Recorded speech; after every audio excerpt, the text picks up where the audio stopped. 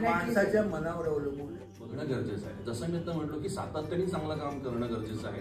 तर हा स्टारडमचा काळ होता आणि ही मंडळी आमच्याबरोबर अजूनही काम करतायत आणि अजूनही आम्हाला प्रोत्साहित करतायत. जेव्हा सेटवर असाल तिकडे 2 लोक खूप क्रेझी बॅटिंग करत असतात. 2 दिवस आधी नाही यायचं. डायलॉग कसे बोलावं माहितीये. खेळाची अजून सवय नाही झाली तिला. त्या दोघांचा संवाद ऐकून तिला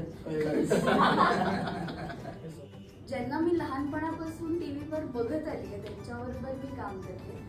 so I was so happy. सेटवर कसा असेल तर he is the most coolest director I have ever scene.